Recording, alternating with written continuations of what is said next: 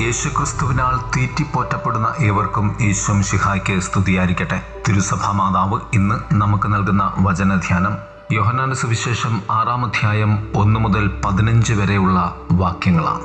കർത്താവായ യേശുനാഥൻ പരിശുദ്ധ കുർബാനയെക്കുറിച്ച് നമ്മോട് പറയുന്ന ഏറ്റവും ആഴമുള്ള അധ്യായത്തിൻ്റെ ആരംഭമാണ് ഇത്. ഒരു വലിയ ജനക്കൂട്ടം അവൻ്റെ പിന്നാലെ ഉണ്ടായിരുന്നു. യഹൂദരുടെ പെസഹ ഒരുക്കത്തിൻ്റെ അരികെയുള്ള കാലഘട്ടമായിരുന്നു അത്. യോഹന്നാന്റെ സുവിശേഷത്തിൽ ഒരർത്ഥത്തിൽ നമുക്ക് മനസ്സിലാകുന്നത് അവർ പെസഹായ്ക്ക് വേണ്ടി ജെറുസലേത്തിലേക്കുള്ള യാത്രയിലായിരുന്നു, അഥവാ തീർത്ഥാടകരായിരുന്നു.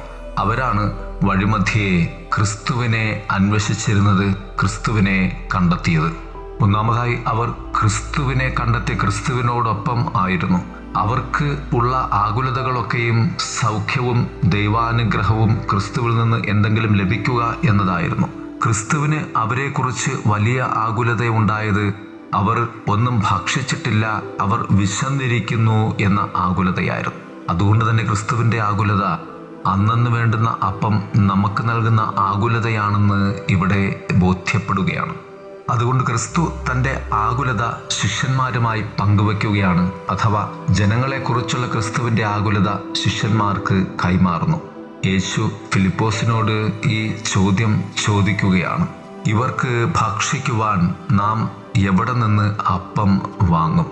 ഫിലിപ്പോസ് അവൻ്റെ ചിന്തയിൽ നിന്നും ബുദ്ധിയിൽ നിന്നും ലോകത്തിൻ്റെ ചിന്തയിൽ നിന്നും അതിന് മറുപടി കൊടുക്കുവാൻ ശ്രമിക്കുന്നുണ്ട്.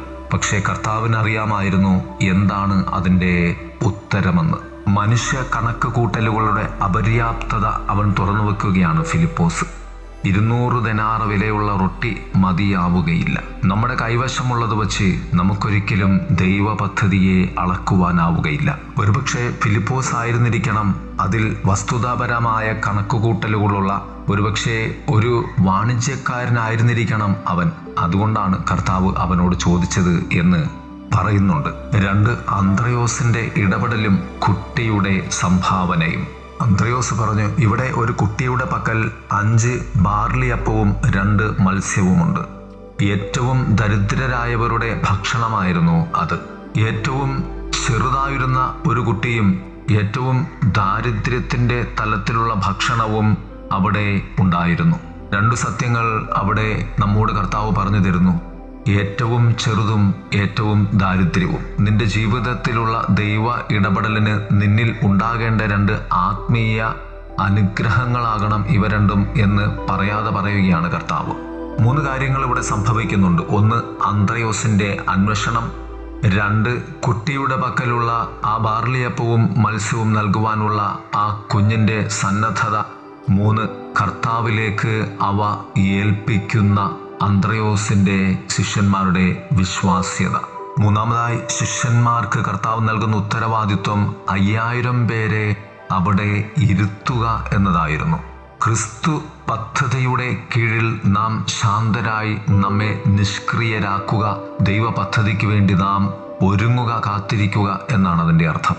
ഏറ്റവും വില കുറഞ്ഞതും എണ്ണം കുറഞ്ഞതും ആയ ആ ചെറിയ സംഭാവനയെ ദൈവത്തിന് നന്ദി പറഞ്ഞുകൊണ്ട് കർത്താവായ യേശുനാഥൻ എടുത്ത് സ്വർഗത്തിലേക്ക് ഉയർത്തി. അവിടെ നിന്നും ശിഷ്യന്മാരുടെ കൈകളിലേക്ക് കൊടുത്തുകൊണ്ട് അത് വിളമ്പി നൽകുവാൻ, മുറിച്ചു നൽകുവാൻ അവർക്ക് ഉത്തരവാദിത്വം നൽകി. ഇപ്രകാരമാണ് പറയപ്പെടുന്നത്: വിഭജിക്കപ്പെടാത്ത, മുറിയപ്പെടാത്ത, പൊടിയാത്ത അപ്പമോ മീനോ അല്ല പെരുപ്പം സംഭവിച്ചത്, അല്ലെങ്കിൽ അത്ഭുതകരമായി വീണ്ടും വീണ്ടും അപ്പമായി മാറിയത് മുറിഞ്ഞു വീണ ചെറിയ കഷ്ണങ്ങളായിരുന്നു എന്ന്. ഏറ്റവും വില കുറഞ്ഞതിൽ നിന്നും ഏറ്റവും വിലയുള്ള നന്മ ചെയ്ത ദൈവത്തിൻ്റെ മുന്നിൽ നാം വിശ്വാസത്തോടുകൂടി നിലകൊള്ളേണ്ടതുണ്ട്. നമ്മുടെ കുറവുകളിലും ഇല്ലായ്മകളിലും ദൈവത്തിൻ്റെ മുൻപിൽ ആകുലപ്പെടാതെ അതിലൊക്കെ ദൈവത്തിൻ്റെ മുൻപിൽ കൃതജ്ഞതയോടുകൂടി നിലകൊള്ളുന്നതിൻ്റെ സമ്പൂർണതയാണ് ബലിയനുഭവമെന്ന് കർത്താവ് പറഞ്ഞു വയ്ക്കുന്നതിൻ്റെ ആദ്യ ഭാഗമാണ് ഈ സുവിശേഷം. ശേഷം മിച്ചം വന്നവ ഒന്നുപോലും നഷ്ടപ്പെടുത്താതെ 12 കുട്ട നിറയെ അവർ ശേഖരിച്ചു. ജീവിതത്തിൽ ദൈവം നൽകിയതൊന്നും നഷ്ടപ്പെടുത്താതെ, ഒരു പറ്റുപോലും നഷ്ടപ്പെടുത്താതെ ദൈവത്തിന് നന്ദി പറഞ്ഞ് പങ്കുവെച്ചു കൊടുക്കുവാനും കരുതി വയ്ക്കുവാനും നമുക്കാകട്ടെ. ദൈവം നമ്മെ സമൃദ്ധമായി അനുഗ്രഹിക്കുന്നു. ആമേൻ. കൊണ്ട് 5000 പോറ്റിയ കരുണാമയൻ യേശുനാഥൻ.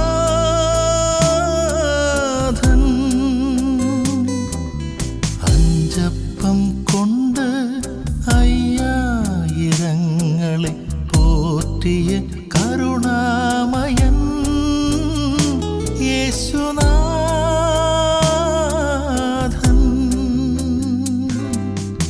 അനുദിനമർപ്പിക്കും ഓരോ ബലിയിലും നിൻ സാന്നിധ്യം ഞങ്ങൾ അറിഞ്ഞിടുന്നു. നീ ഞങ്ങൾക്കായി മുറിഞ്ഞിടുന്നു. അഞ്ചപ്പം കൊണ്ട് അയ്യായിരങ്ങളെ പോറ്റിയ കരുണാമയൻ യേശുനാഥൻ.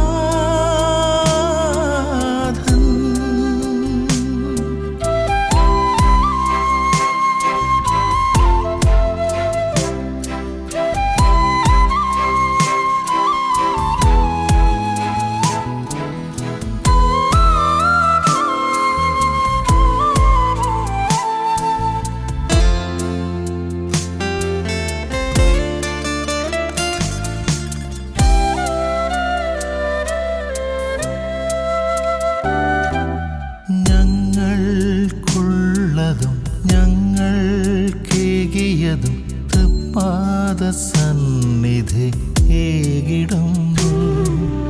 ഞങ്ങൾക്കുള്ളതും ഞങ്ങൾക്കേകിയതും തൃപ്പാദസന്നിധി ഏകിടുന്നു.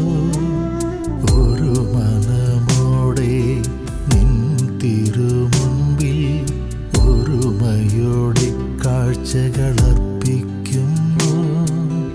ഒരു മനമോടെ നിൻ തിരുമുൻപിൽ ഒരുമയോടെ കാഴ്ചകളർപ്പിക്കുന്നു.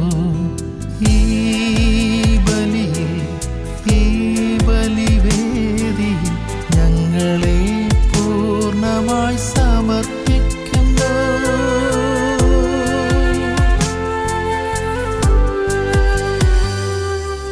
അഞ്ചപ്പം കൊണ്ട് അയ്യായിരങ്ങളെ പോറ്റിയ കരുണാമയൻ യേശുനാഥൻ.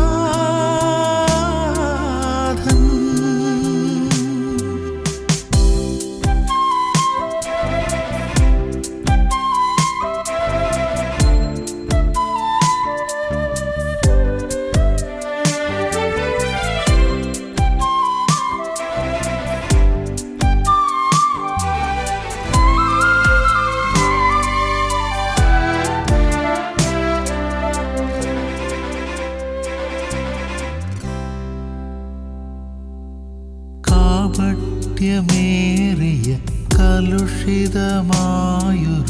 മനമോടെ ഞങ്ങൾ വന്നിടുമ്പോൾ, കാപട്യമേറിയ കലുഷിതമായൊരു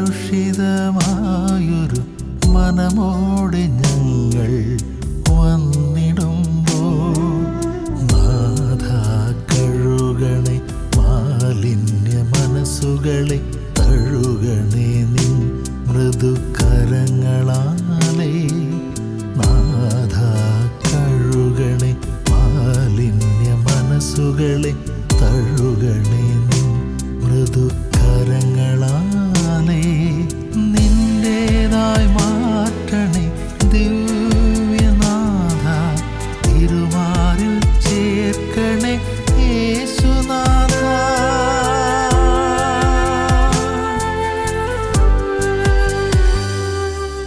അഞ്ചപ്പം കൊണ്ട് അയ്യായിരങ്ങളെ പോറ്റിയ കരുണാമയൻ യേശുനാഥൻ.